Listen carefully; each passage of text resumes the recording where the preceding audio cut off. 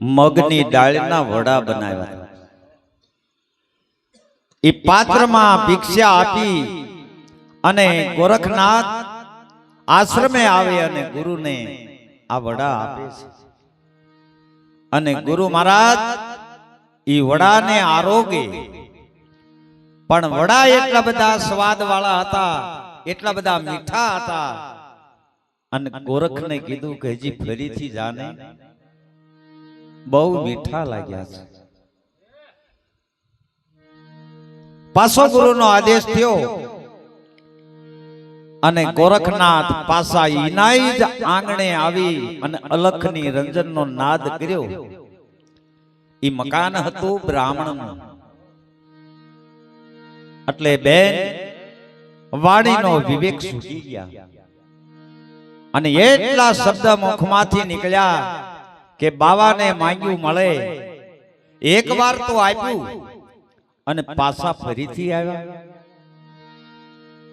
આ શબ્દ જ્યારે ગોરખે સાંભળ્યા અને એટલા શબ્દ ગોરખ બોલ્યા, મારા માટે નથી આવ્યો, મારા ગુરુ માટે થઈને આ ફરીથી ધક્કો કર્યો છે. હે, તારા ગુરુ માટે આવ્યો છો કે હા? તો એક આંખનો ડોળો મને આપને તો બીજા વડા આપું.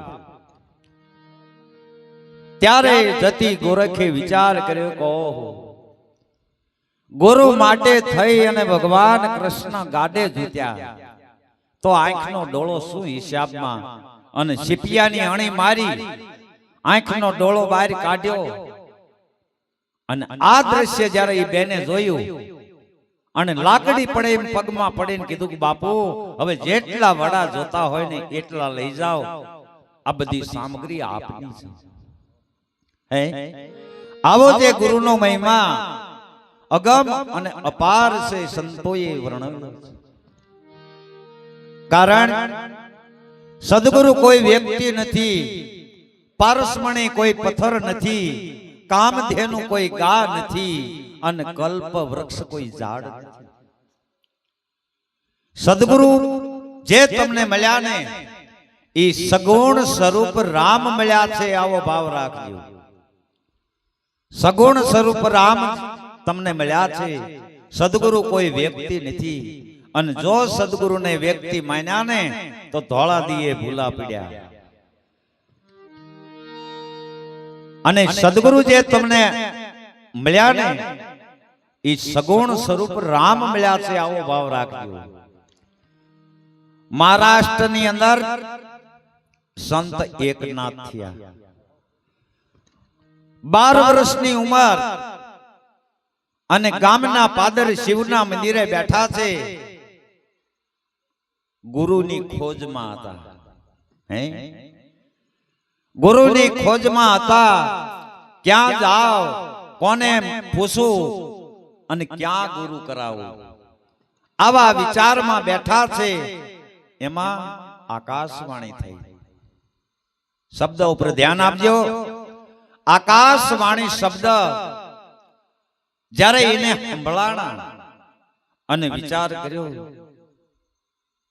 એવા શબ્દ આકાશવાણીના હતા કે હે એકનાથ, તારે ગુરુ જોઈએ છે ને, ઓરિસ્સામાં જા, ત્યાં સંત જનાર્દન સ્વામી છે, એના ચરણમાં વિયોજા બાપ. એના ચરણે, ભાઈ હેઠા બેસી જાજો બધા, હાવ હેઠા જ બેસી જાવ. એના ચરણે વિયોજા. અને એકનાથે આ શબ્દ સાંભળ્યા, પણ ચારે બાજુ નજર કરી, કોઈ દેખાણું નહીં. આ શબ્દ આવ્યા ક્યાંથી? પોતે વિચાર કર્યો કે હું ભૂલી જાઈશ. એટલે આંખમાં જે કાજળ હતું ને એ કાજળ વાળી એક હળી કરી અને ફરીથી આકાશવાણી થઈ કે હે એકનાથ, તારે ગુરુ જોઈએ છે ને તો ઓરિસ્સામાં જા. ત્યાં સંત જનાર્દન સ્વામી ઓરિસ્સાના રાજાની નોકરી કરે છે. મુસલમાનનું રાજ છે અને ત્યાં નોકરી કરે છે. અને શબ્દ લખી લીધા હથેળીમાં. હો બાપ, શબ્દ હથેળીમાં લખી લીધા. કે ઓરિસ્સા જા, જનાર્દન સ્વામી મહાપુરુષ છે એના ચરણે વિયોજા. રાત પડી, પોતે વિચાર કર્યો કોને પૂછું. આખી રાત વિચારમાં પસાર થઈ અને દિવસ ઉગ્યો અને એને જે ભણાવતા માસ્તર ઈ સવારમાં ભેગા થયા. માસ્તરને પૂછ્યું, બાપુ, હે સાહેબ, આ ઓરિસ્સા ક્યાં આવ્યું? તો કે બેટા ઈ તો બહુ દૂર છે, કે મારે જાવું છે, ઓરિસ્સા જાવું છે. કે હા, શા માટે? કે અહીંયા કોઈ સંત જનાર્દન સ્વામી રહેશે? કે હા, કે મારે એમના ચરણે જવું છે. અરે બેટા, એ તો બહુ દૂર છે. કે દૂર ભલે હોય પણ ત્યાં રહેશે ને મહાપુરુષ? કે હા. અને બીજી રાત પડી, પોતે વિચાર કર્યો કે દાદા દાદીને પૂછીશ તો મને નહીં જવા દે. હે, અને જો પૂછીશ તો નહીં જવા દે, અને નહીં જાવ તો આ મનુષ્ય અવતાર જે મળ્યો છે ને એ ફોગટ જાય છે. હવે તો મારે આ દેહનો કોઈ ભરોસો નથી, મારે ગુરુના ચરણે જલ્દી વિયુદ આવું. અને ત્યાંથી ઘર છોડી અને દાદા દાદીને પૂછ્યા વિના નીકળી ગયા. રાત રોકાય, પાછા દિવસે હાલવા માંડે. એમ કરતા કરતા 2 મહિને દેવગીરીનો કિલ્લો દેખાણો. વિચાર તો કરો, 12 વર્ષની ઉંમર. આની હિંમત તો કેવડી! આ મહાપુરુષની હિંમતની વાત કરું છું. આપણે ચોમાસું હોય, કાળા ડિબાંગ 2 વાદળા આમ આકાશમાં નીકળે અને ગામના ઓલા પસવાડે ભજન હોય ને, તોય આપણે વિચાર કરવી કે કદાચ ભજનમાં જાઓ અને વરસાદ વરસે અને હું વરસાદનો પલળું અને શરદી અને હળેખમ થઈ જાય, કાંઈ જાવું નથી એમ કરી માણસ ભજનમાં જાતો નથી.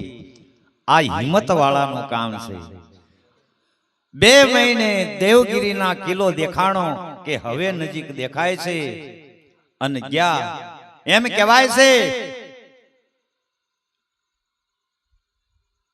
ત્યાં જઈ અને ગામના પાદરમાં જઈ એક માણસને પૂછ્યું કે અહીંયા જનાર્દન સ્વામી કરીને મહાપુરુષ એક રાજાની નોકરી કરે છે, એમને મારે મળવું છે.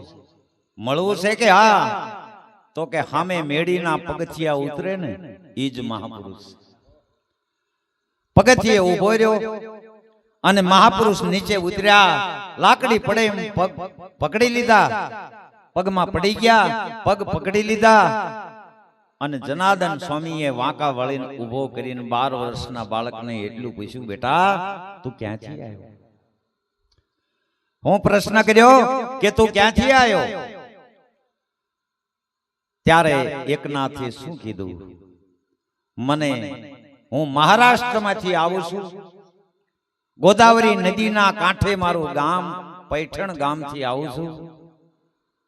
તો કે તને અહીંયા મોકલ્યો કોને? ત્યારે એકનાથ કહે છે, મને મારા ગામના ઠાકરે મોકલ્યો. કોને મોકલ્યો? મારા ગામના ઠાકરે. એટલે રામજી મંદિરમાં જે ભગવાન ઠાકર બિરાજે એ ઠાકરે એને મોકલ્યો હતો. શબ્દ ઉપર ધ્યાન આપજો. મને મારા ગામના ઠાકરે મોકલ્યો. એટલે આ કયા નગરી છે? આ નગરીની અંદર એક ઠાકર બિરાજે છે અને બિરાજી રહ્યો છે, હોંકારા કહી રહ્યો છે. દેવળે દેવળે કરે હોંકારા, પારખ થઈને પરખો, આ કોને બનાયો પવન સરખો. આ ઘટોઘટની અંદર જે બોલી રહ્યો ને એ જ ઠાકર હો. એનો પુરાવો તમને આપો. પાળિયાદ આપા વિહામણના શિષ્ય 3, એક સુરૈયા ગામની ગોરૈયા ગામની અંદર હુરા ભગત રબારી, બીજા બોટાદની અંદર ભીમ સ્વામી થઈ ગયા, અને ત્રીજા રામપરા ગામની અંદર ધર્મસિંહ ભગત. ગઢડાની બાજુમાં, કેરાળાની બાજુમાં રામપરા ગામ છે, ત્યાં ધર્મસિંહ ભગત થઈ ગયા. એ પાળિયાદના સેવક હતા. અને એ ધર્મસિંહ ભગતે વાણીમાં લખ્યું છે, અજર પિયાલા પીરુ તણા જેને તેને નહીં જરે આ પિતા તે નર પ્રગટ હુઆ જેના તનડામાં તેજ કરે. આ પિયાલો જેવા તેવાને જરે એવું નથી. અને છેલ્લે એને કડીમાં કહી દીધું કે દાસ ધર્મસિંહ કે મેં દિલમાં દેખ્યા. શું કીધું? દાસ ધર્મસિંહ કે મેં દિલમાં દેખ્યા. વિહળ વાતું કરે, આ જે વાતું કરે ને એ જ પાળિયાદ નો ઠાકર, એ જ હોનગઢ નો ઠાકર, એ જ ગેડિયા નો ઠાકર આ વાતું કરી રહ્યો. એ જ એટલે એકનાથે કીધું કે મને મારા ગામના ઠાકરે મોકલ્યો છે. અને ઈ ઠાકરે ઉદ્ગાર કર્યો. આકાશવાણી એટલે આમ આકાશમાંથી શબ્દ આવ્યા નહીં, તો આ તારા હૃદય રૂપી આકાશમાંથી ઉદ્ગાર થયો કે હે એકનાથ, તું ગુરુની ખોજમાં છો ને તો ઓરિસ્સા વિયો જા. એટલે મારા ગામના ઠાકરે મને મોકલ્યો છે. ત્યાં રોકાય છે. ટૂંકમાં વાત કરું, આ તો આખ્યાન છે, પણ 12 વર્ષ સુધી અહીંયા સેવા કરી અને પછી ગુરુએ આદેશ કર્યો, બેટા હવે તું ઘીરે વિયો જા. 12 વર્ષના વાણા વાયા છે. તારા દાદા દાદી વાટ જોતા હશે. જા બાપ, તું તારા ઘીરે વિયો જા અને મેં તને આ રસ પાયો એ તું પીજે અને કોઈ જિજ્ઞાસુ મળે ને તો એને તું પાજે. 12 વર્ષે જ્યારે ઘીરે આવ્યો અને દાદા દાદીને મળ્યો અને દાદાએ પૂછ્યું, બેટા આ 12 વર્ષથી તું ગયો તો ક્યાં? હવે એકનાથ શું કહે છે? ભગવાનને મેળવવા. એમ ભગવાન મળ્યા? તો કે હા. રૂબરૂ મળ્યા? તો કે હા. પ્રત્યક્ષ મળ્યા? તો કે હા. અને તને મળ્યા એ અમને મળે? આ જેમાભાઈ ને આ ભગવાન મળ્યા એ કોઈને મેળવવા જ ન મળે? હે બાપુ, મને જે ભગવાન મળ્યા એ તમારે મેળવવા હોય તો તમને પણ મળે.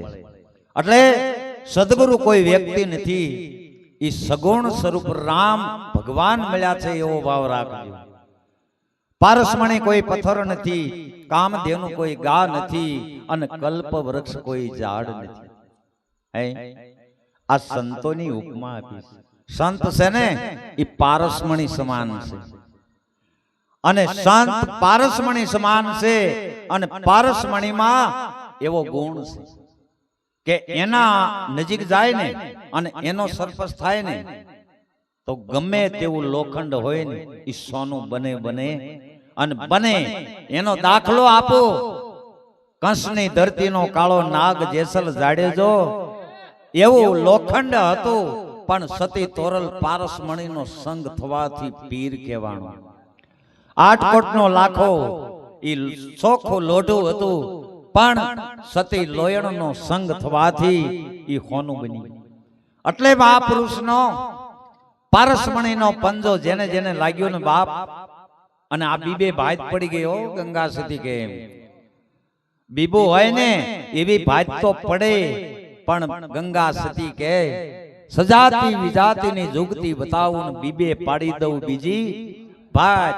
બીબુ હોય ને એવી ભાત તો પડે જ, પણ ગંગા સતી કે બીબે બીજી ભાત પાડી દઉં. તો આ જેસલનું બીબુ કેવું હતું?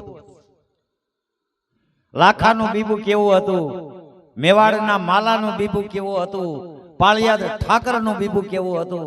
હોનગઢ આપા જાદરાનું બીબુ કેવું હતું? પણ જેને જેને પારસમણીનો સંગ થયો ને બીબે બીજી ભાત પડી ગઈ. નકર વિચાર તો કરો. એટલે મહાપુરુષો કે છે કે આ બધાર્યાને એને બોલાયા ન થાય, એનો ઉત્તર કઈક બીજો આવે. પણ ઈના ઈ જ જેસલ જાડેજાની દુનિયા વાતો કરતા કે ક્યારે પીરજી પધારે, અમારે એમના દર્શન કરવા છે. હામાં મળ્યા હંતાઈ જવું પડતું હતું. આવો જે બારવટીયો હતો, પણ સતી તોરલનો સંગ થવાથી પીર કહેવાનો, અને એની દુનિયા રાહ જોવે ક્યારે પીરજી પધારે. પણ આ સતી તોરલનો સંગ થયો અને જ્ઞાન ગંગામાં સતી તોરલે જેસલને નવરાયો. એટલે સંતો કે છે હરિદ્વાર જાઓ, ત્યાં ગંગામાં નાવ, પણ ડાયા ડમરાન હાવ હોજા નથી થવાતું.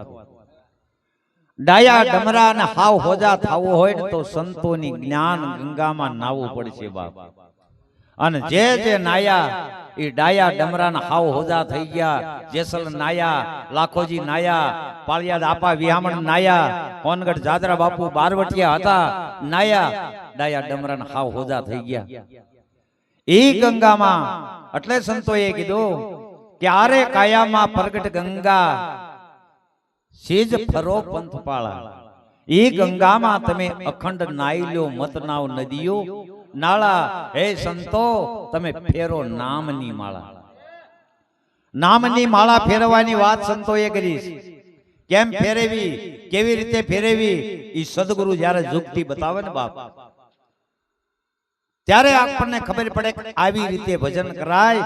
અને સંતો જે ભજન કરે છે ને એ દુનિયાને કોઈને ખબર નથી. કારણ કે સૂરજને તપતા ન દેખ્યા, વધતા દેખી નહીં વેલ. આ સંતોને ભજતા ન દેખ્યા. આ કેવો છે અસરજનો ખેલ.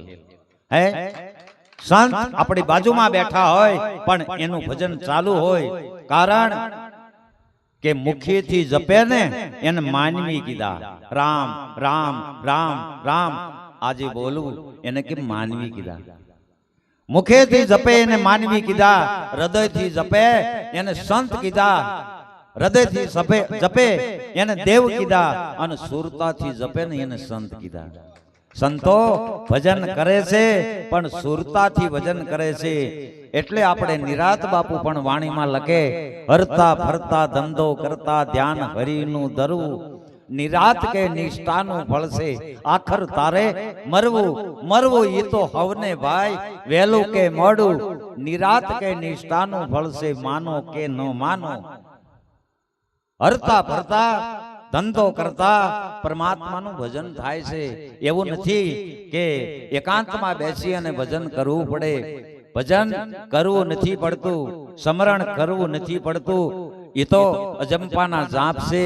પણ કહેવાનો અર્થ કે હોયની અંદર જેમ દોરો પરોવો, એમ સદગુરુએ જે આપણને શબ્દ આપ્યો છે, જે નામ આપ્યું છે, એમાં ખાલી આપણી સુરતાને પરોવવાની છે. એટલે જે કોઈ ન નાયા હોય તો બે હાથ જોડી મારી પ્રાર્થના છે કે વહેલી તકે નાઈ લીજો. આ કાયાનો કોઈ ભરોસો નથી. હે નાવા જેવું છે. આવો અવતાર મળ્યો છે, વારે વારે નહીં મળે. એટલે હમણાં ભજનમાં કીધું ને ઈસાભાઈ, વારે વારે અવસર નહીં મળે તમે ભજન હવાયા કરજો. અને નાવને તો આ ગંગામાં નાજો, નહીતર હરિદ્વાર ગંગામાં નાઈને આવ્યા ને, અને ત્યાં જો નાવાથી ડાયા ડમરાન હાવ હોજા થઈ જતા હોય તો મુખ્યમંત્રીને આપણે એક પત્ર લખવી કે અમારે સૌરાષ્ટ્રમાં એક રેલગાડી મોકલો અને આખી ગાડી ભરી અને હરિદ્વાર જઈ ગંગામાં સ્નાન કરીને ઘીરે વિયાવે. એટલે કોકને નડતા હોય એ તો બંધ થાય. કોઈ દાડિયાને દાડિયું ન દેતા હોય એ દેવા માંડે, હાવ હોજા થઈ જાય. પણ એ ગંગામાં નાવાથી હોજા નથી થતા. પણ જ્ઞાન ગંગામાં જે નાયા એ ડાયા ડમરાના હાવ હોજા થઈ ગયા. એટલે ભજનના દોર ઉપર જવું છે. ભવાની દાસ એક ભજનમાં લખે છે,